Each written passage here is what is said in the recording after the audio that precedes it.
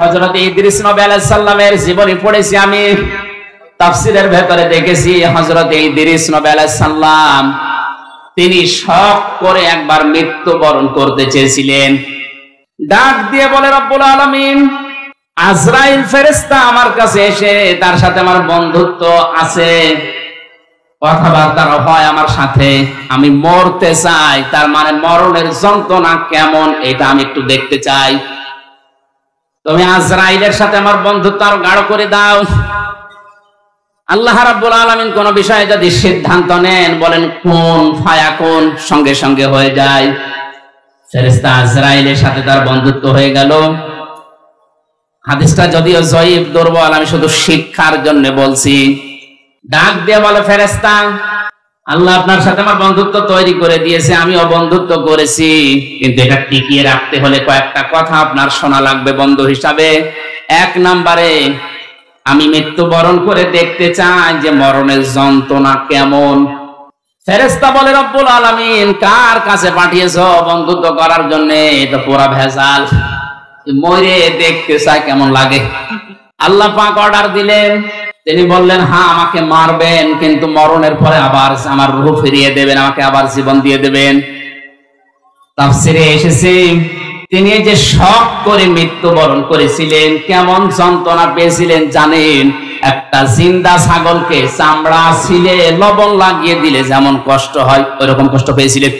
পৃথিবীর সর্বশ্রেষ্ঠ মানুষ যিনি, আল্লাহর পরে যার স্থান, আমাদের নবী মুহাম্মদুর রাসূলুল্লাহ সাল্লাল্লাহু আলাইহি ওয়াসাল্লাম, তিনি ওই মরণের যন্ত্রণা থেকে রেহাই পাননি। বারবার তার শরীর শুকিয়ে যাচ্ছিল, ঘেমে যাচ্ছিল, ঘামগুলো মুছিয়ে দেয় হযরতে ফাতেমা, হযরতে আয়েশা, আবার ঘেমে যান। মরণের যন্ত্রণা যখন শুরু হয়ে গেছে, হযরতে আজরাইল তার দরজায় এসে কড়া নাড়া দিয়েছে। ফাতেমা তো জোহরা দরজায় যাবার পরে দেখলেন বিশাল আকৃতির একজন দাঁড়িয়ে আছে। ভয়ে দৌড় দিয়ে বাবার কাছে আসলেন, ডাক দিয়ে বলে, বাবা এমন একটা মানুষকে দেখলাম জীবনে এর আগে আমি দেখি নাই। এর মাথা আকাশের দিকে, পা জমিনের সাথে, এত উঁচা এত লম্বা। নবীজি চোখের পানি গড়িয়ে পড়লো, ডাক দিয়ে বলে, মা ফাতেমা এটা দুনিয়ার কেউ না, এটা তোমাকে এসেছে এতিম বানাতে, এটা ফেরেশতা আজরাইল, আসতে দাও। সালাম দেওয়ার পরে ভেতরে প্রবেশ করলেন, ডাক দিয়ে বলে, ইয়া রাসূলুল্লাহ, আল্লাহ পাক আমাকে পাঠিয়েছেন দুইটা খবর পাঠানোর জন্য। আপনি যদি যেতে চান আমি নিয়ে যাব, যদি না যেতে চান আপনি থাকতে পারবেন। নবীজি বললেন, আজরাইল আমি যদি থাকতে চাই কতদিন থাকতে পারবো? ফেরেশতা বলে, হ্যাঁ আপনি যতদিন ইচ্ছা ততদিন থাকতে পারবেন। তারপরে কি? মরা লাগবে। তারপরে কি? কারণ হচ্ছে আল্লাযী খলাকাল মাউতা, আল্লাহ সর্বপ্রথম বানিয়েছেন মউত। আপনি আল্লাহর প্রিয়, আল্লাহর বন্ধু, আল্লাহর দোস্ত, আল্লাহর হাবিব, সব ঠিক আছে, আপনি যতদিন থাকতে ইচ্ছা করেন ততদিন থাকতেও পারবেন, কিন্তু ফাইনাল কথা মরা লাগবে। নবীজি বললেন, আজরাইল মরাই যদি লাগে তাহলে নশ্বর দুনিয়ায় থেকে আমার আর লাভ নেই। মহান আল্লাহ যদি আমার অপেক্ষায় অপেক্ষমান থাকে তাহলে আমাকে নিয়ে চলো। আজরাইল বলেন, আমি শুধু হাতটা তার বুকের উপরে রাখলাম। বিশ্বনবী ডাক দিয়েই বললেন, আজরাইল তাড়াতাড়ি তোমার হাত আমার বুকের উপর থেকে সরাও, মনে হচ্ছে উহুদ পাহাড় আমার বুকের উপরে রেখে দিয়েছো।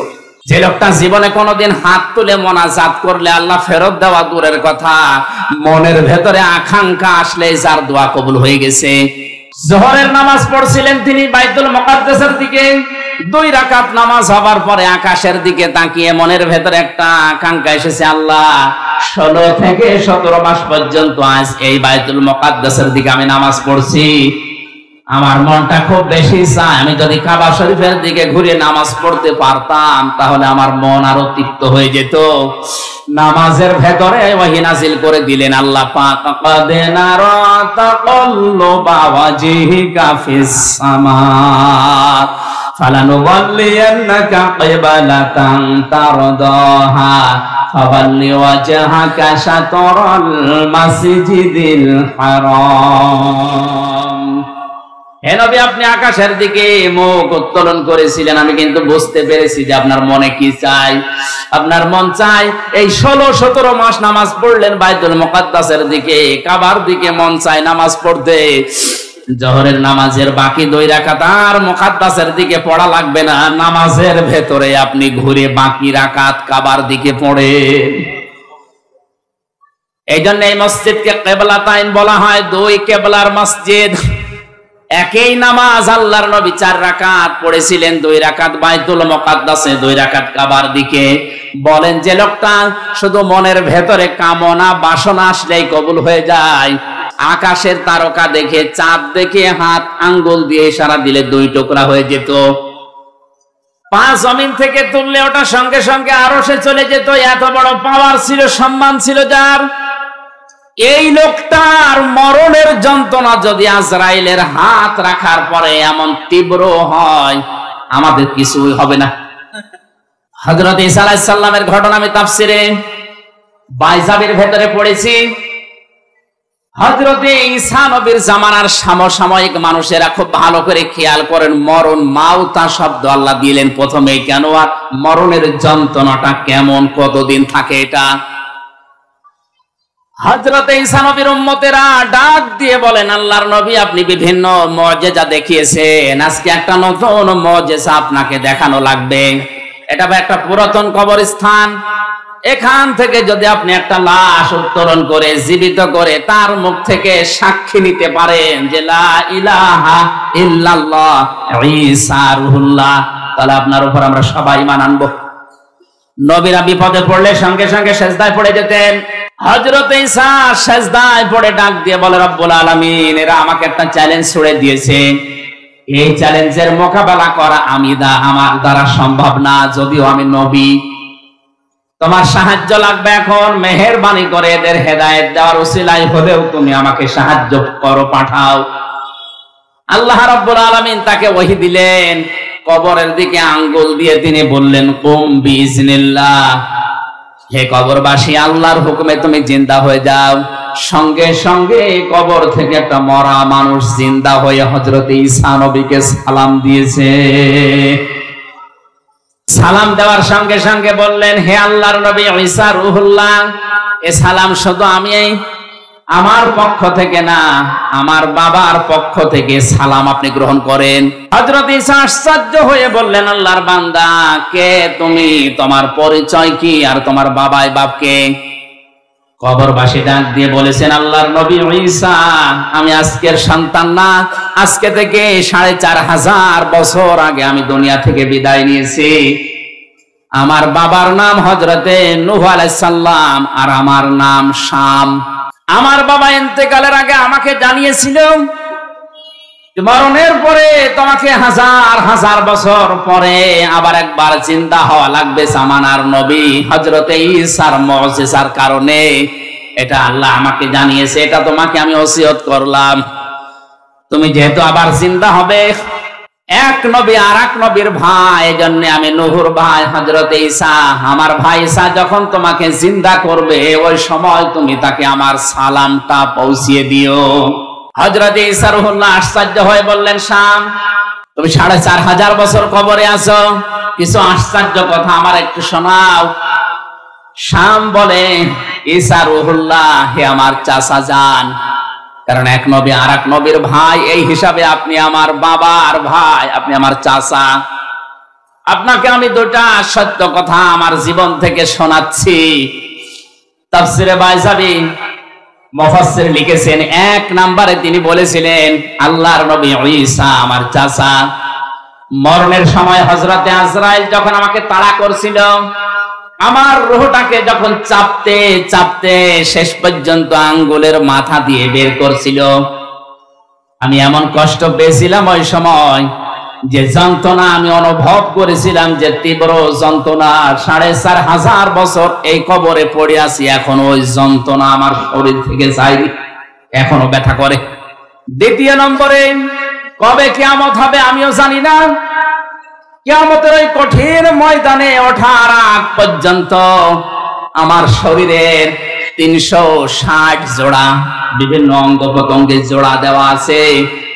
এই জোড়াগুলো আমার এখনো পর্যন্ত এই 4500 বছরের ভেতরে মনে হয় এখন কে যেন আমাকে পিটিয়েছে। মুফাসসির লিখেছেন শেষের দিকে হযরতে শাম তিনি একজন নবী ছিলেন, যদি নবী নাও থাকেন তিনি একজন নবীর সন্তান।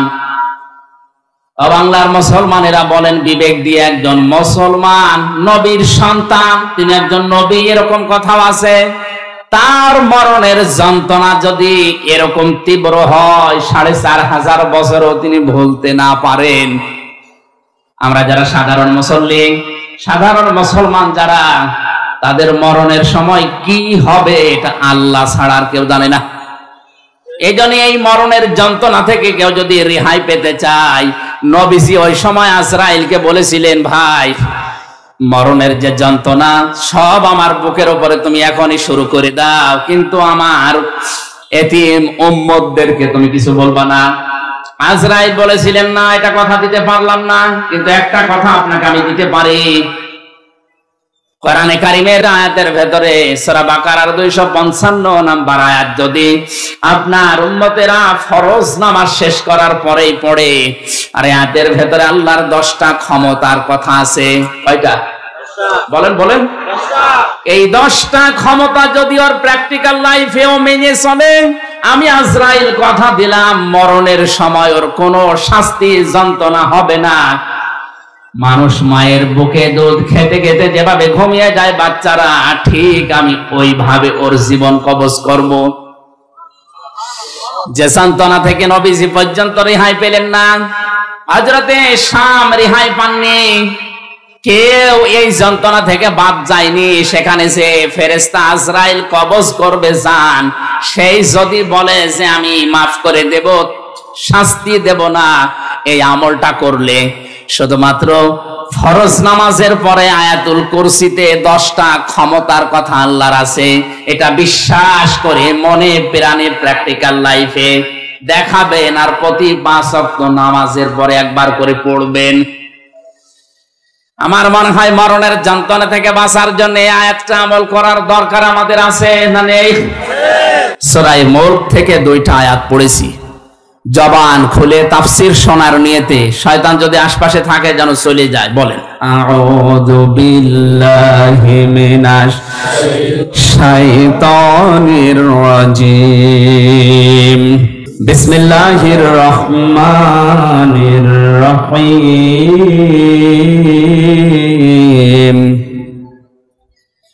তাবারাকাল্লাযী বিয়াদিহিল মুলক ওয়া হুয়া আলা কুল্লি শাইইন কাদির, আল্লাযী খালাকাল মাউতা ওয়াল হায়াতা লিয়াবলুয়াকুম আইয়ুকুম আহসানু আমালা وهو العزيز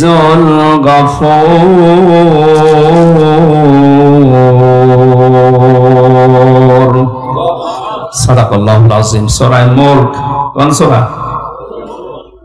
বলেন বলেন। মুলক শব্দের শাব্দিক অর্থ বলার দরকার নেই, এ ঝামেলা। আমরা সূরার অর্থের দিকে যাচ্ছি। তাবারাকা বরকতময়, আল্লাযী ওই সত্তা, বিয়াদিহিল মুলক যার হাতে ক্ষমতা। এই আয়াত পড়লে এই সূরাটার ভেতরে 30টা আয়াত আছে। কয়টা? এশার নামাজের পরে ঘুমানোর আগে কোন মানুষ যদি প্রতিনিয়ত এই সূরাটা পড়ে, আর এর ভেতরে 30টা পয়েন্ট আছে, এই 30টা পয়েন্ট যদিও দুনিয়ার প্র্যাকটিক্যাল লাইফে সত্যি আমল করতে পারে, মরণের পরে এই সূরা কবরে তাকে শাস্তি থেকে বাঁচিয়ে দেবে।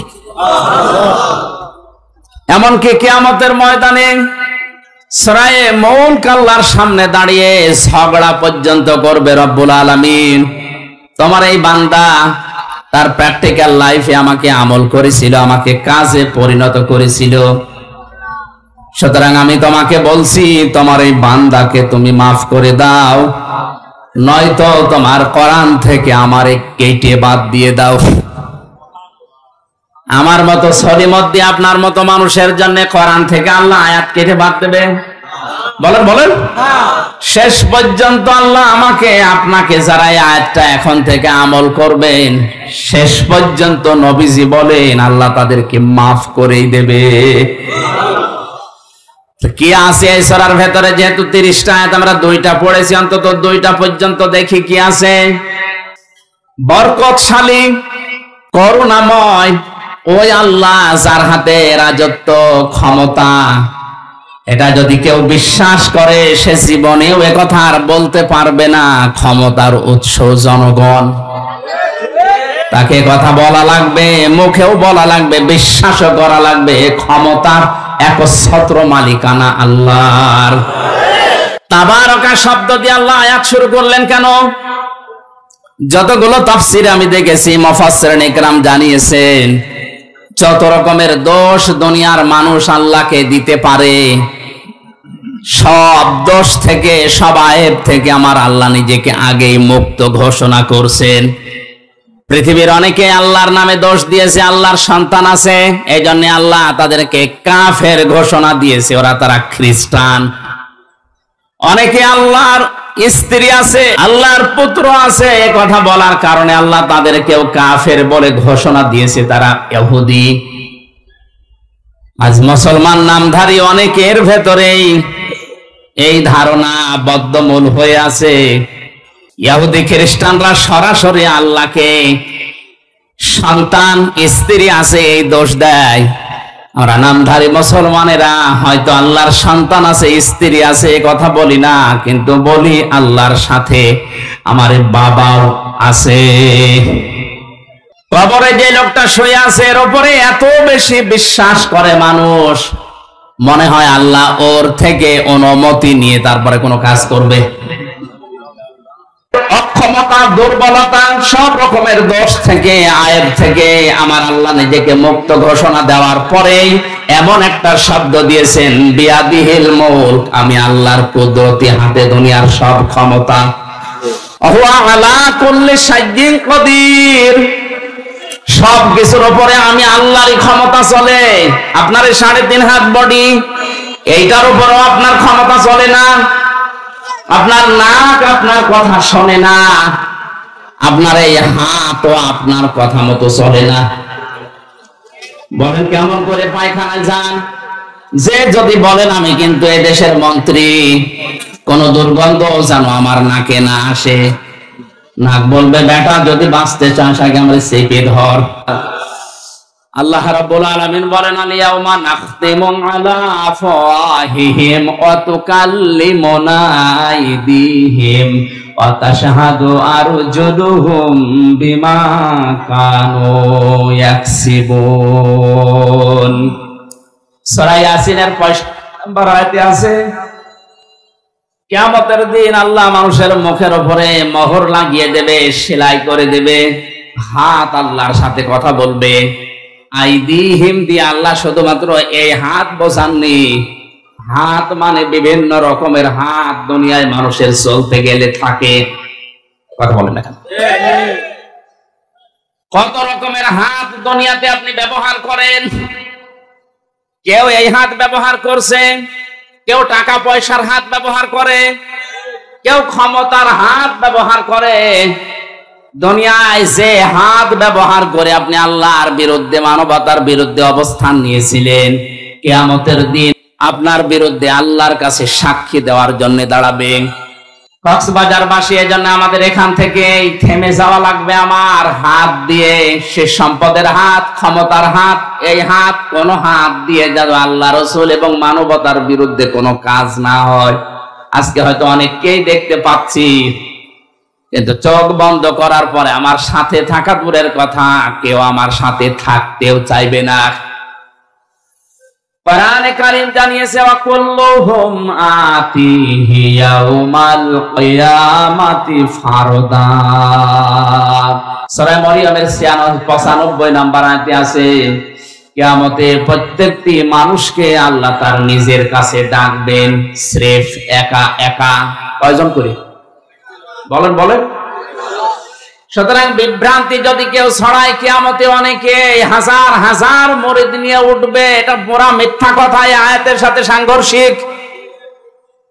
কোন মানুষ যদি বলে কিয়ামতে আমার অমক বাবা লক্ষ কোটি মুরিদ নিয়ে আসবে স্লোগান দিতে দিতে, এটা মিথ্যা কথা। আল্লাহর কোরআন জানিয়েছে কিয়ামতে প্রতিটি মানুষ উঠবে কয়জন করে? বলেন বলেন। ফাইদা নুফিখা ফিস সূরি ফালা আনসাবা বাইনাহুম ইয়াউমাইযি ওয়ালা ইয়াতাসাআলুন। সূরা মুমিনুনের ভেতরে আল্লাহ বলেন, যখন সিংহায় ফুৎকার দেওয়া হবে, যত রকমের সম্পর্ক আছে মানুষের সাথে সব সম্পর্ক কাট হয়ে যাবে। রক্তের সম্পর্ক হোক, আত্মীয়তার সম্পর্ক হোক, দলীয় সম্পর্ক হোক। ও কক্সবাজারবাসী, এই সামনে আমার শুধু এই 20,000 মানুষ বসে নেই, মিডিয়ারা কালকে এটা ছড়াবে, তাম দুনিয়ার 750 কোটি মানুষের কাছে এটা ছড়িয়ে যাবে বিভিন্ন ভাষায়। সবাইকে সামনে নিয়ে বলছি, কিয়ামতের ময়দানে সব সম্পর্ক কাট হয়ে যাবে। এমনকি কেউ কারো সম্পর্কে কোনো প্রশ্ন করার সুযোগ পাবে না। পরিচয় থাকলেও পরিচয় দিতে চাইবে না, ভুলে যাবে। এই জন্য আমার এখনই সাবধান হওয়া দরকার। আজকের এই মাহফিলে সচেতন হওয়ার জন্যই দিয়েছে। আল্লাহ যেহেতু সব কিছুর উপরে ক্ষমতাবান, তার দিকে ভরসা আমারে ঠিক ওই পরিমাণ করা দরকার। কথা বলেন ঠিক কিনা? আমার বাস্তব জীবনের কথা বলছি। আমার 2টা মেয়ে আছে, একটা 10 বছর, একটা এই 3.5-4 বছর। বড়টাকে আমি উপরের দিকে ভাবে ছুড়ে মারলেও কান্নাকাটি করে, আর ছোটটারে উপরে তুললে ও যত উপরে তুলতে চায় তত আরো হাসে। বড়টা জানে যে আমার বাবা যদি উপরে আমারে ছুড়ে মারে আমারে ধরতে পারবে না, পড়ে গেলে আমার লাগবে, আমার ব্যথা লাগবে। আর ছোটটার ভেতরে এখনো পর্যন্ত ওই বুঝ আসেনি, ওরে যত উপরে ছুড়ে মারি তত হাসে, কারণ ওর বিশ্বাস আছে আমার উপরে আমার বাবা যত উপরে মারুক না কেন নিচে হাত পেতে রাখবে। এই যে আলা করলে সাজ্জিন কাদির, সব কিছুর উপরে আল্লাহর ক্ষমতা চলে। আল্লাহর উপরে তাহলে কিভাবে ভরসা করা দরকার। আমার মেয়ে ফারিহা জান্নাতের মতো ভরসা আমার উপরে যেভাবে করে, ওই ভরসাও এখন আমাদের আল্লাহর উপরে নেই। আল্লাহ রাব্বুল আলামিন এতক্ষণ তার ক্ষমতার কথা, ভরসার কথা, দোষ ত্রুটির মুক্তির কথা বলছিলেন। এই যে বিয়াদিহিল মুলকের ভেতরে লক্ষ লক্ষ কথা তাফসিরে আছে, হঠাৎ করে আল্লাহ আলোচনার ধরন পাল্টিয়ে ফেললেন। তার ক্ষমতার কথা, নির্দোষের কথা, পূত পবিত্রর কথা, এগুলো বলতে বলতে আল্লাহ সব পাল্টিয়ে আলোচনার ধরন পাল্টিয়ে দিয়ে বললেন, এবার মানুষের জীবন এবং মৃত্যু সংক্রান্ত ভয়ঙ্কর 2টা তথ্য আল্লাহ দিয়েছেন। জবান খুলে বলেন, আল্লাযী খালাকাল মাউতা ওয়াল হায়াতা লিয়াবলুয়াকুম আইয়ুকুম আহসানু আমালা ওয়াল আজিজুল গফুর। আজকে নতুন একটা তথ্য আয়াত থেকে আপনাদেরকে শোনাবো শেষের দিকে, তো তাফসীর শেষ হোক। আল্লাহ রাব্বুল আলামিন হঠাৎ আলোচনার ধরন পাল্টিয়ে এবার বলতে আরম্ভ করেছেন, আল্লাযী খালাকাল মাউতা, তিনি কিন্তু ওই আল্লাহ যিনি দোষ ত্রুটি থেকে মুক্ত, যার হাতে ক্ষমতা, যার সব ক্ষমতার মালিক যিনি, তিনি তোমাদের মউত আর হায়াত সৃষ্টি করেছেন। আমাদের মউত আর হায়াত বানিয়েছেন কে? আল্লাহ। আয়াতের সর্বপ্রথম শব্দ কিন্তু আল মাউতা, মাউত দিয়ে। দ্বিতীয় নম্বরের শব্দ আল হায়াতা, আল্লাহ আগে হায়াত না বানিয়ে মউত আগে বানিয়েছেন। মুফাসসিরিন ইকরাম লিখেছেন, দুনিয়ার মানুষ একথা মনে প্রাণে 100 ভাগ বিশ্বাস করো যে তুমি আর যাই করো না কেন মরা লাগবে। পৃথিবীতে বহু নাস্তিকের জীবনে আমি পড়েছি, সালমান রুশদি সহ ডক্টর আহমেদ শরীফ, কত নাস্তিক যারা আল্লাহকে পর্যন্ত বিশ্বাস করেনি। কিন্তু এই কথা তারা বিশ্বাস করে বলতে বাধ্য হয়েছে যে মরা লাগবে। কি করা লাগবে? 6665টা আয়াত পর্যন্ত অনেকে অস্বীকার করেছে, এখনো করছে, ভবিষ্যতেও করতে পারে। একটা মাত্র আয়াত কেউ অস্বীকার করেনি, করতেও পারবে না কিয়ামত পর্যন্ত। কুল্লু নাফসিন যায়িকাতুল মাউত সুম্মা ইলাইনা তুরজাউন। আল্লাহ পাক বলেন অবশ্যই সবাইকে মরা লাগবে, ফিরে আসা লাগবে আমি আল্লাহর কাছে। কার কাছে? মাউতা শব্দ আল্লাহ দিয়েছেন। তাফসিরে আমি মাউতের ধরন পেয়েছি, মানুষের মরণের যন্ত্রণা পেয়েছি প্রায় 10 রকম। মরণের পরে অধিকাংশ মানুষের এই আকৃতি আর থাকবে না। কোরআন জানিয়েছে ইউরাফুল মুজরিমুনা বিসিমাহুম ফায়ুখাযু বিন নাওয়াসি ওয়াল আকদাম। জবান খুলে কোরআনের আয়াত বলেন ফাবিআই আলাই রাব্বিকুমা তুকাদ্দিবান। কিয়ামতের ময়দানে পাপিষ্ঠদেরকে আমি আল্লাহ জিজ্ঞাসা করব না, ও হামজা এই কাজ করেছিলে না? দুনিয়ার মানুষ আমরা দেখি আদালতে, এই 3টা বছর আমি জেলখানায় ছিলাম, যতবার আদালতে গেছি সাক্ষী নেয়, এমনকি আমাকেও বিচারক জিজ্ঞাসা করে আপনার নামে এই অভিযোগ আপনি করেছেন কিনা। উনি নিজে যেহেতু জানে না, উকিল যারা দাঁড়ায় তাদের কথাও শুনে বিশ্বাস পায় না, শেষ পর্যন্ত আমারে জিজ্ঞাসা করে আপনি এই অপরাধ করেছেন কিনা। আল্লাহ পাক বলেন মানুষের এই বিচার ব্যবস্থার আমি আল্লাহর বিচার সম্পূর্ণ আলাদা। যেহেতু বিচারক ওই জায়গায় ছিল না, ওর অতীত বর্তমান ভবিষ্যৎ কিছু জানা নেই, এই জন্য জিজ্ঞাসা করে না এটা করেছেন কিনা। আমি আল্লাহর সব জানা আছে, এই জন্য কাউকে তার পাপের কথা আমি জিজ্ঞাসা করব না, ওর শরীরের ভেতরে ওই চিহ্ন ফুটিয়ে তুলবো। তাফসিরে 10 প্রকার মানুষের নাম আমি পেয়েছি। অনেক মানুষ মরণের পরেই তার চেহারা পাল্টিয়ে কুকুরের মতো হয়ে যাবে। আপনি যত সুন্দর করে কাফন দাফন দিয়ে উপরে ফুলের পাহাড় লাগিয়ে দেন, ভেতরে আল্লাহ তার আকৃতি কুকুর বানিয়ে দিয়েছে। কুকুরের চেহারা হবে কাদের? তাফসিরে আছে, মুফাসসিরিন ইকরাম জানিয়েছেন দুনিয়ায় কুকুরের স্বভাবকে, একটা কুকুরকে আপনি খাবার দেবেন, যা দিয়েছেন, ও যদি মরণ পর্যন্ত খায় তাও শেষ হবে না। পাশেরটা যদি কিছু দেন হামলা দেবে। এই কথা বলছে রাখেন। কুকুরের এই চরিত্র, এই স্বভাব আজ বাংলাদেশে অনেকের ভেতরে আছে।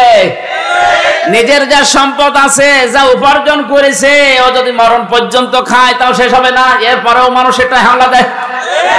এ ধরনের মানুষ দিন দিন কমে যাচ্ছে। এ 15-20 বছরে আরো বেড়েছে। নিজের যা আছে আমার মনে হয় ওর 14 বংশ কোনদিন শেষ হবে না খেয়ে, এরপরেও পাশেরটায় হামলা দেয়। আল্লাহর কসম, কোরআনে কারিমের সূরা রহমানের এই আয়াত থেকে বলছি, মরণের পরে আপনার আকৃতি থাকবে না, যদি থাকে তাহলে কোরআনের এই আয়াত মিথ্যা হয়ে যাবে। এখন বলে না কেন? এই জন্য আমাদের আকৃতি যদি মরণের পরে কুকুরের মতো করতে না চাই, তাহলে মানুষের সম্পদে হামলা দেওয়া, অবৈধভাবে খাওয়া, এটা এই মুহূর্ত থেকে বন্ধ করা লাগবে। কিছু মানুষের আকৃতি হবে সাপের মতো, সর্পের মতো। সাপের কাজ হচ্ছে একটা মানুষকে সবল দেয়, লোকটা মারা যায়, সাপের কোনো লাভ। এই জবাব দেন না কেন? অনেক মানুষ এখন এই দেশে তৈরি হচ্ছে, সকালবেলা থেকে ওঠার পরেই ওর ধান্দা থাকে কার ক্ষতি করব, অথচ নিজের কোনো লাভ হয় না। মাঝখান থেকে লোকটার 2 বছর জেল হয়ে যায়। আমার পেছনে যারা লেগে আমার এই 3 বছরে জেল খাটিয়েছে তাদের কোনোই লাভ হয়নি। মাঝখান থেকে আমার 3টা বছর অন্ধকারে কেটল। আমার স্ত্রী সন্তান কষ্ট পেয়েছে, আমার বাবা মা কষ্ট পেয়েছে, তাদের কি হলো? হ্যাঁ, টাকা পয়সা কিছু পেয়েছে, ওইটা আমি নাই বললাম, তারা আর কি লাভ হলো বলে? এই মানুষগুলো যদি আমার কাছে স্বীকার না করে, স্বীকার মানে তওবা করা, স্বীকার মানে কি? আমার কাছে মাফ চাওয়া, স্বীকার করা, তওবা করা, এটা যদি দুনিয়ার জীবদ্দশায় এটা না করে আমার এই 3টা বছর যারা নষ্ট করেছে ওইভাবেই মারা যায়, আল্লাহর কসম এদের আকৃতি কিয়ামতের দিন আমার এই ক্ষতি করার কারণে সাপের মতো হবে। দেখলে আমি বুঝবো যে এই তো সেই লোক। শুধু আমার ব্যাপারে আমি বললাম, এরকম হাজারো মানুষের জীবনে ঘটছে এখন, না ঘটছে না? আকৃতি যদি ঠিক রাখতে চান, এ সুন্দর চেহারা আপনার থাকবে না। 3 নম্বরে কিছু মানুষের আকার হবে শুকরের মতো। কিসের মতো? শুকর। দেখবেন নিজের বউ, ছেলে মেয়ে, বেটার বউ সব নিয়ে যায়, একটা অনুষ্ঠানে যায়, কোন জায়গায় যে নিজে বসে বসে এক জায়গায় থাকে, আর ওগুলো সব কচু খেতে ছেড়ে যায়। কার সাথে কি করছে আল্লাহ ছাড়া কেউ জানে না। কত মানুষের চরিত্র আজ তাকান, নিজের বউ যদি সুন্দর হয় দিশাই পায় না করবে কি, আরো সুন্দর করে সাজায়, মানুষকে দেখায় যে জিনিস আমার আছে, জিনিস আছে। আপনি নিজে দেখেন, মানুষ দিয়ে দেখানোর দরকার কি? বউ সুন্দরী যার, এগুলো যদি দেখানোর মতো জিনিস হতো, এই যে কোরআন শরীফ আমি হাতে নিয়ে বলছে আমারটা আমি সত্যি আগে দেখাতাম। আপনার যে আমার বউ একবার কম সুন্দর তা না। রিমান্ডে একটা কথা বলতে নেই, রিমান্ডে আমার বিয়ের একটা ছবি ছিল মোবাইলে, ছবি উল্টাতে উল্টাতে বলছে, হ্যাঁ হুজুর আপনার এই মোবাইলে পূর্ণিমার ছবি। পূর্ণিমা মানে পূর্ণিমা আমি কোথায় পাবো? এই যে এটা আমার বউ। হ্যাঁ হুজুর এত সুন্দর বউ কি করে পাইলো? এই বউ দাঁড়ান তুলে নিয়ে আসবো।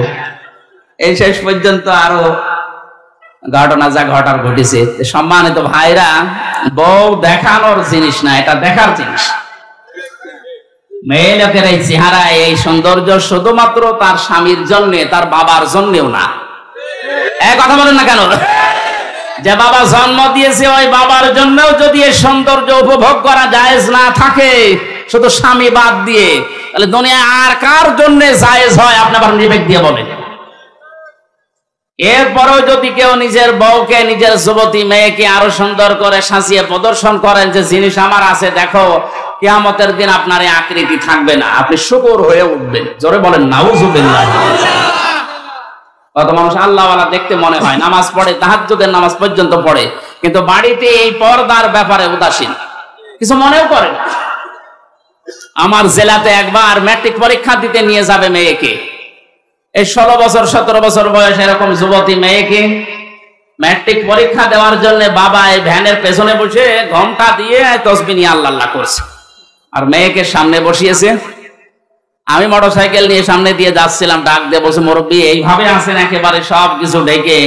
বলছে, বাবাজি দিনকাল ভালো না, কার মেয়ের দিকে নজর দেয় বলা যায় না, এই জন্য আমি আল্লাহ আল্লাহ করছি। সামনে এটাকে আমার মেয়ে পরীক্ষা দিতে যাচ্ছে, আপনি সামনে ক্ষেপণাস্ত্র ফিট করে রেখেছি আর পড়ছেন সুবহানাল্লাহ আলহামদুলিল্লাহ আল্লাহ, এ কাজ হবে?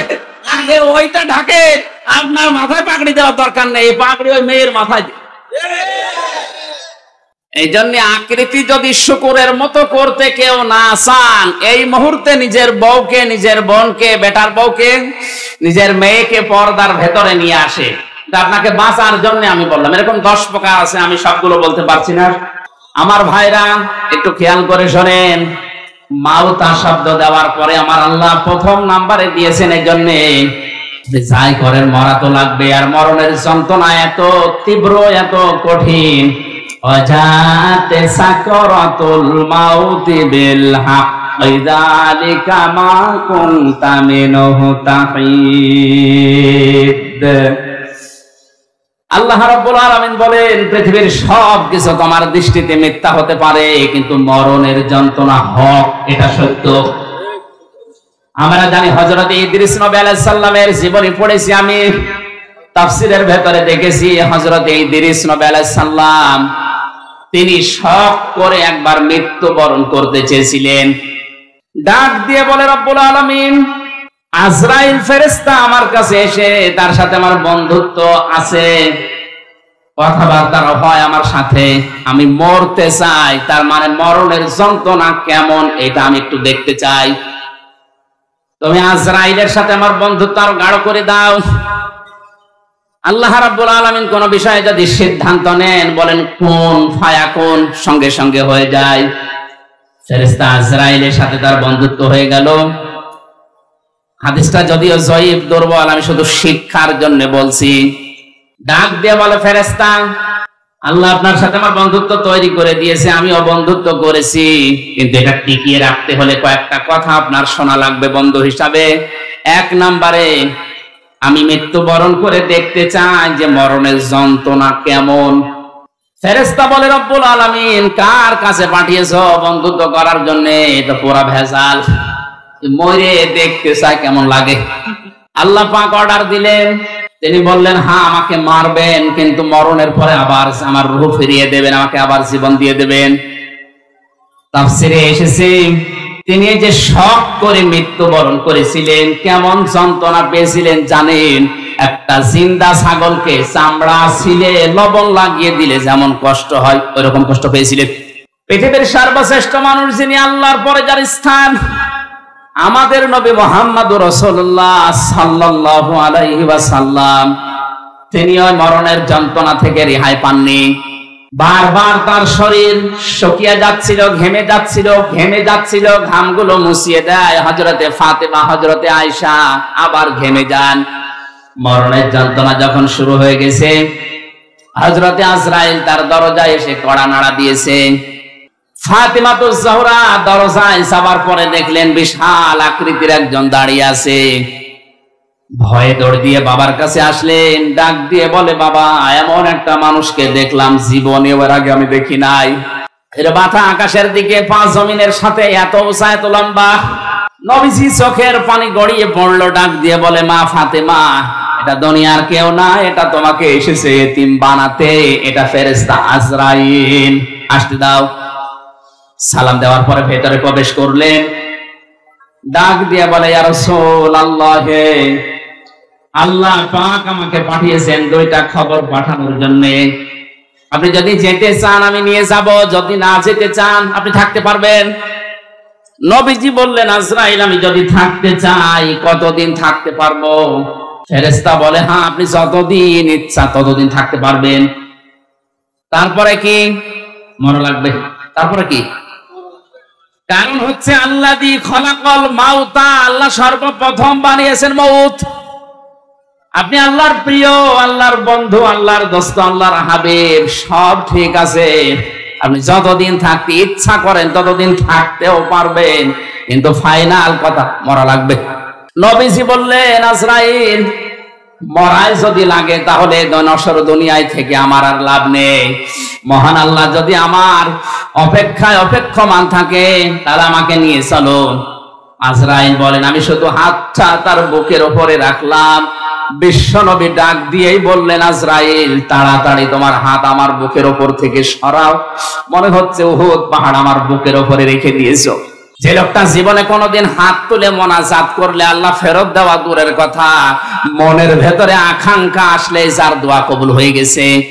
জোহরের নামাজ পড়ছিলেন তিনি বাইতুল মুকাদ্দাসের দিকে, 2 রাকাত নামাজ হবার পরে আকাশের দিকে তাকিয়ে মনের ভেতরে একটা আকাঙ্ক্ষা এসেছে, আল্লাহ 16 থেকে 17 মাস পর্যন্ত আজ এই বাইতুল মুকাদ্দাসের দিকে আমি নামাজ পড়ছি, আমার মনটা খুব বেশি চায় আমি যদি কাবা শরীফের দিকে ঘুরে নামাজ পড়তে পারতাম তাহলে আমার মন আরো তৃপ্ত হয়ে যেত। নামাজের ভেতরে ওহী নাযিল করে দিলেন আল্লাহ পাক, ক্বাদ নারা তাকাল্লুবা ওয়াজহিকা ফিস সামা ফালানুওয়াল্লিয়ান্নাকা কিবলাতান তারদাহা ফাওয়াল্লি ওয়াজহাকা শাতরাল মাসজিদিল হারাম। হে নবী, আপনি আকাশের দিকে মুখ উত্তোলন করেছিলেন, আমি কিন্তু বুঝতে পেরেছি যে আপনার মনে কি চাই। আপনার মন চাই এই 16-17 মাস নামাজ পড়লেন বাইতুল মুকাদ্দাসের দিকে, কাবার দিকে মন চাই নামাজ পড়তে। জোহরের নামাজের বাকি 2 রাকাত আর মুকাদ্দাসের দিকে পড়া লাগবে না, নামাজের ভেতরে আপনি ঘুরে বাকি রাকাত কাবার দিকে পড়েন। এই জন্য এই মসজিদকে কিবলাতাইন বলা হয়, 2 কিবলার মসজিদ। একই নামাজ আল্লাহর নবী 4 রাকাত পড়েছিলেন, 2 রাকাত বাইতুল মুকাদ্দাসে, 2 রাকাত কাবার দিকে। বলেন যে লোকটা শুধু মনের ভেতরে কামনা বাসনা আসলেই কবুল হয়ে যায়, আকাশের তারকা দেখে, চাঁদ দেখে হাত আঙ্গুল দিয়ে ইশারা দিলে 2 টুকরা হয়ে যেত। 5 জমিন থেকে তুললে ওটা সঙ্গে সঙ্গে আরশে চলে যেত, এত বড় পাওয়ার ছিল, সম্মান ছিল যার। এই লোকটার মরণের যন্ত্রণা যদি আজরাইলের হাত রাখার পরে এমন তীব্র হয়, আমাদের কিছুই হবে না। হযরত ঈসা আলাইহিস সালামের ঘটনা আমি তাফসিরে বাইজাবির ভেতরে পড়েছি। হযরত ঈসা নবীর জামানার সমসাময়িক মানুষেরা খুব ভালো করে খেয়াল করেন, মরণ মাউতা শব্দ আল্লাহ দিলেন প্রথমে কেন, আর মরণের যন্ত্রণাটা কেমন, কতদিন থাকে এটা। হযরত ঈসা নবীর উম্মতেরা ডাক দিয়ে বলেন, আল্লাহর নবী আপনি বিভিন্ন মুআজিজা দেখিয়েছেন, আজকে একটা নতুন মুআজিজা আপনাকে দেখানো লাগবে। এটা একটা পুরাতন কবরস্থান, এখান থেকে যদি আপনি একটা লাশ উত্তোলন করে জীবিত করে তার মুখ থেকে সাক্ষী নিতে পারেন যে লা ইলাহা ইল্লাল্লাহ ঈসা রুহুল্লাহ, তাহলে আপনার উপর আমরা সবাই ঈমান আনবো। নবীরা বিপদে পড়লে সঙ্গে সঙ্গে সেজদায় পড়ে যেতেন। হযরত ঈসা সেজদায় পড়ে ডাক দিয়ে বলে, রব্বুল আলামিন এরা আমাকে একটা চ্যালেঞ্জ ছুড়ে দিয়েছে, এই চ্যালেঞ্জের মোকাবেলা করা আমার দ্বারা সম্ভব না, যদিও আমি নবী। তোমার সাহায্য লাগবে, এখন মেহেরবানি করে এদের হেদায়েত দেওয়ার উসিলায় হলেও তুমি আমাকে সাহায্য করো, পাঠাও। আল্লাহ রাব্বুল আলামিন তাকে ওহী দিলেন, কবরের দিকে আঙ্গুল দিয়ে তিনি বললেন, কুম বিইজনিল্লাহ, হে কবরবাসী আল্লাহর হুকুমে তুমি জিন্দা হয়ে যাও। সঙ্গে সঙ্গে কবর থেকে একটা মরা মানুষ জিন্দা হয়ে হযরত ঈসা নবীকে সালাম দিয়েছে। সালাম দেওয়ার সঙ্গে সঙ্গে বললেন, হে আল্লাহর নবী ঈসা রুহুল্লাহ, এ সালাম শুধু আমি আমার পক্ষ থেকে না, আমার বাবার পক্ষ থেকে সালাম আপনি গ্রহণ করেন। হযরত ঈসা আশ্চর্য হয়ে বললেন, আল্লাহর বান্দা কে তুমি, তোমার পরিচয় কি, আর তোমার বাবাই বাপকে? কবরবাসী ডাক দিয়ে বলেছেন, আল্লাহর নবী ঈসা আমি আজকের সন্তান না, আজকে থেকে ৪৫০০ বছর আগে আমি দুনিয়া থেকে বিদায় নিয়েছি। আমার বাবার নাম হযরতে নূহ আলাইহিস সালাম আর আমার নাম শাম। আমার বাবা ইন্তেকালের আগে আমাকে জানিয়েছিল মরণের পরে তোমাকে ১০০০ বছর পরে আবার একবার জিন্দা হওয়া লাগবে জামানার নবী হযরতে ঈসার মুজিজার কারণে। এটা আল্লাহ আমাকে জানিয়েছে, এটা তোমাকে আমি ওসিয়ত করলাম। তুমি যেহেতু আবার জিন্দা হবে, এক নবী আর এক নবীর ভাই, এজন্য আমি নূহুর ভাই হযরতে ঈসা, আমার ভাই ঈসা যখন তোমাকে জিন্দা করবে ওই সময় তুমি তাকে আমার সালামটা পৌঁছিয়ে দিও। হযরতে ঈসা রুহুল্লাহ আশ্চর্য হয়ে বললেন, শাম তুমি ৪৫০০ বছর কবরে আছো, কিছু আশ্চর্য কথা আমার একটু শোনাও। শাম বলে, ঈসা রুহুল্লাহ হে আমার চাচা যান, কারণ এক নবী আর এক নবীর ভাই, এই হিসাবে আপনি আমার বাবার ভাই, আপনি আমার চাচা। আপনাকে আমি দুটা সত্য কথা আমার জীবন থেকে শোনাচ্ছি। তাফসিরে বাইজাবি মুফাসসির লিখেছেন, ১ নম্বরে তিনি বলেছিলেন আল্লাহর নবী ঈসা আমার চাচা। মরণের সময় হযরতে আজরাইল যখন আমাকে তাড়া করছিল, আমার রূহটাকে যখন চাপতে চাপতে শেষ পর্যন্ত আঙ্গুলের মাথা দিয়ে বের করছিল, আমি এমন কষ্ট পেয়েছিলাম ওই সময়, যে যন্ত্রণা আমি অনুভব করেছিলাম, যে তীব্র যন্ত্রণা। ৪৫০০ বছর এই কবরে পড়ে আছি, এখন ওই যন্ত্রণা আমার শরীর থেকে যায়নি, এখনো ব্যথা করে। দ্বিতীয় নম্বরে, কবে কিয়ামত হবে আমিও জানি না। কিয়ামতের ওই কঠিন ময়দানে ওঠার আগ পর্যন্ত আমার শরীরের ৩৬০ জোড়া বিভিন্ন অঙ্গ প্রত্যঙ্গে জোড়া দেওয়া আছে। এই জোড়াগুলো আমার এখনো পর্যন্ত এই ৪৫০০ বছরের ভেতরে মনে হয় এখন কে যেন আমাকে পিটিয়েছে। মুফাসসির লিখেছেন শেষের দিকে, হযরতে শাম তিনি একজন নবী ছিলেন, যদি নবী নাও থাকেন তিনি একজন নবীর সন্তান। বাংলার মুসলমানেরা বলেন বিবেক দিয়ে, একজন মুসলমান নবীর সন্তান, তিনি একজন নবী, এরকম কথাও আছে।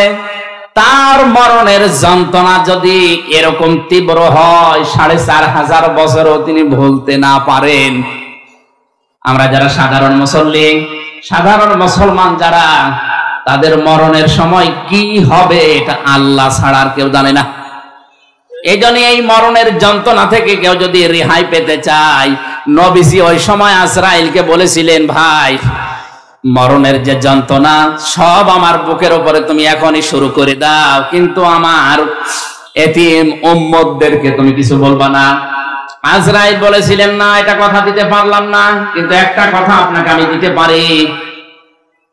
কোরআনে কারিমের আয়াতের ভেতরে সূরা বাকারার 255 নাম্বার আয়াত যদি আপনার উম্মতেরা ফরজ নামাজ শেষ করার পরেই পড়ে, আর আয়াতের ভেতরে আল্লাহর 10টা ক্ষমতার কথা আছে।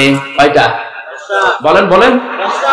এই 10টা ক্ষমতা যদি ওর প্র্যাকটিক্যাল লাইফেও মেনে চলে, আমি আজরাইল কথা দিলাম মরণের সময় ওর কোনো শাস্তি যন্ত্রণা হবে না।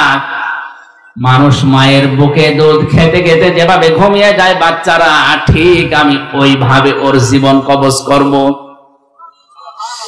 যে যন্ত্রণা থেকে নবীজি পর্যন্ত রেহাই পেলেন না, হযরতে শাম রেহাই পাননি, কেউ এই যন্ত্রণা থেকে বাদ যায়নি। সেখানে যে ফেরেশতা আজরাইল কবজ করবে জান, সেই যদি বলে যে আমি মাফ করে দেব, শাস্তি দেব না, এই আমলটা করলে শুধুমাত্র ফরজ নামাজের পরে আয়াতুল কুরসিতে 10টা ক্ষমতার কথা আল্লাহর আছে, এটা বিশ্বাস করে মনে প্রাণে প্র্যাকটিক্যাল লাইফে দেখাবেন, আর প্রতি 5 ওয়াক্ত নামাজের পরে একবার করে পড়বেন। আমার মনে হয় মরণের যন্ত্রণা থেকে বাঁচার জন্য এই আয়াতটা আমল করার দরকার আমাদের আছে না নেই? আল হায়াত দিয়েছেন আল্লাহ। হায়াত 5 প্রকার। কয় প্রকার?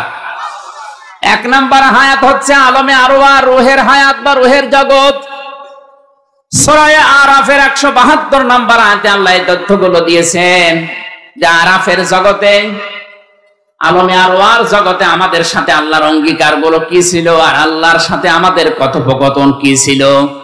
2 নম্বর হায়াত হচ্ছে হায়াত আলমে বুতুন, মায়ের পেটের জগৎ, 6 মাস থেকে 10 মাস 10 দিন পর্যন্ত। এখানে একটা ছোট্ট নিখুঁত তথ্য আছে, আলেমদেরকে বলছি। একটা মানুষ মায়ের পেট থেকে জন্ম নেওয়ার জন্য সর্বনিম্ন সময় লাগে 6 মাস। কয় মাস? বলেন বলেন। এই তথ্য আছে সূরা আহকাফের 15 নম্বর আয়াতে।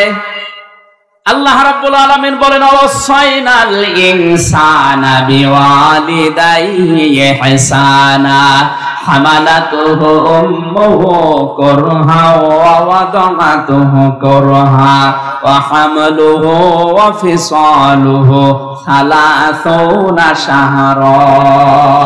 এই খেয়াল করেন, আপনি খেয়াল করেন বেশি করে। আল্লাহ পাক বলেন, পৃথিবীর যত মানুষ আছে যে ধর্মই পালন করুক না কেন, প্রতিটি মানুষকে আমি আল্লাহ সৃষ্টিকর্তা হিসাবে আদেশ করলাম, নসিহত করলাম, অর্ডার দিলাম, তারা যেন তাদের মা বাবার সাথে ভালো আচরণ করে। এই আচরণ করার দায়িত্ব আল্লাহ দিয়েছেন শুধু মুসলমানদের? বলেন বলেন। যত ধর্মের মানুষ আছে দুনিয়ায়, মানুষ পদবাচ্যে যারা বিবেচিত, এই মানুষের আল্লাহর অর্ডার, সৃষ্টিকর্তার অর্ডার, মা বাবার সাথে ভালো আচরণ করা লাগবে। আপনি যদি দুনিয়ায় রিজিক বাড়াতে চান, আপনার সম্মান বাড়াতে চান, আপনার হায়াত বাড়াতে চান, মা বাবার সাথে ভালো ব্যবহারের কোনো বিকল্প নেই। মা বোন যারা এসেছেন, আপনার স্বামী, আপনি যদি চান সে বেশি দিন বেঁচে থাক, তার সম্মান মর্যাদা দুনিয়ায় আরো বেড়ে যাক, তার রিজিক, তার টাকা পয়সা, তার জমি জায়গা, ব্যাংক ব্যালেন্স, ব্যবসা বাণিজ্য আরো বেশি হোক, তাহলে স্বামীকে বারবার পরামর্শ দেবেন রাতের সবার সময়, স্বামী তুমি যাই করো মা বাবার সাথে ভালো আচরণ করো। আশা করছি মা বোনেরা আমাদের দিকে তাকিয়ে হলেও এটা করবে। যদি না করে বুঝবেন আপনার বউ চায় যে আপনি মরেন। যে স্ত্রীর কারণে আপনি মা বাবার সাথে খারাপ আচরণ করতে বাধ্য হন, আপনার হায়াত কমে যাচ্ছে, আপনার সম্মান মর্যাদা থাকলেও আল্লাহ নষ্ট করে দেবে। আমার মূল কথা ছিল, আল্লাহ পাক বলেন, ব্যাখ্যা দিয়েছি এইটা ভালো ব্যবহার করবা, কারণ হচ্ছে তোমার মা তোমাকে কষ্টের পরে কষ্ট সহ্য করে পেটে বহন করেছে। সালাসুনা শাহরা, 30 মাস। কয় মাস? 30 মাস বহন করে। বলেন বলেন। ওয়া হামলুহু ওয়া ফিসালুহু 30 শাহরা। এই যে মাঝখানে ওয়া আছে, তোমাকে দুধ পান করিয়েছে, পেটে বহন করিয়েছে, সব মিলে 30 মাস। আমরা জানি মানুষকে দুধ পান করানো লাগে মায়ের স্তন থেকে সর্বনিম্ন 2 বছর। কয় বছর? সূরা বাকারার 233 নম্বর আয়াতে আছে এটা।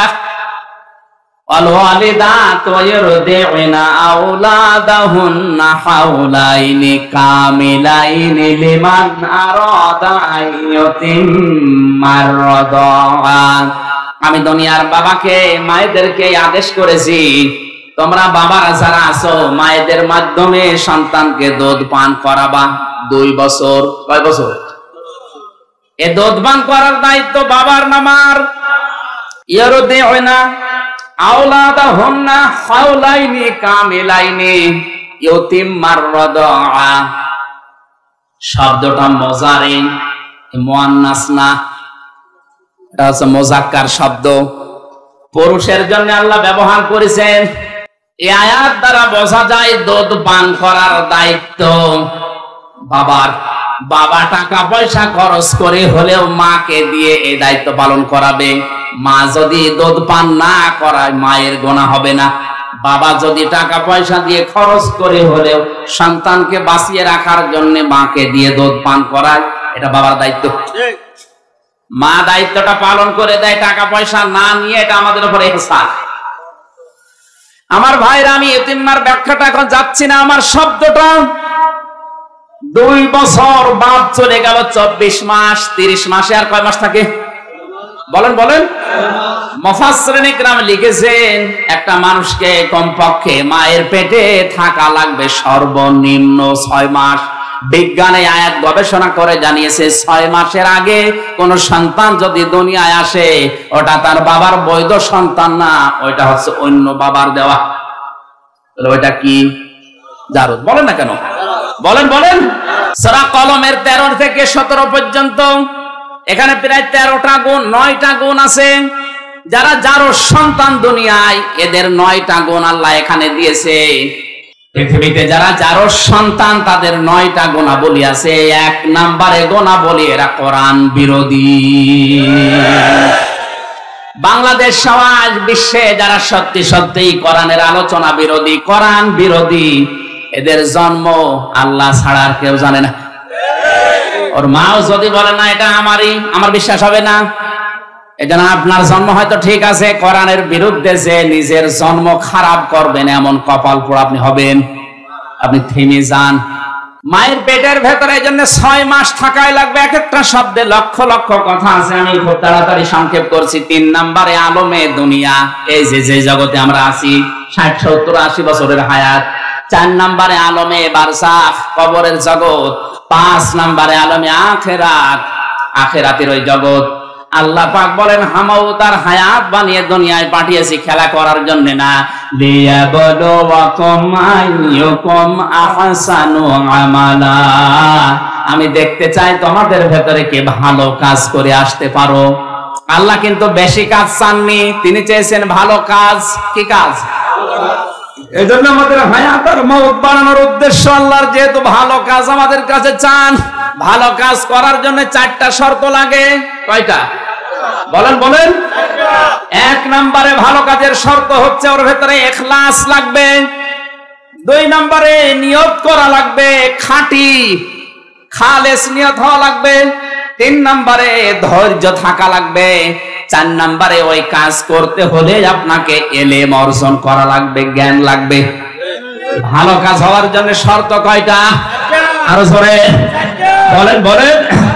1 নম্বরে ইলম, 1 নম্বরে 2 নম্বরে ধৈর্য, 3 নম্বরে খালেস নিয়ত, 4 নম্বরে ইখলাস। উল্টা পাল্টা করে হলো অসুবিধা নেই। 4টা শর্ত যদি না থাকে ও কাজ বেশি হতে পারে কিন্তু এটা ভালো কাজ না।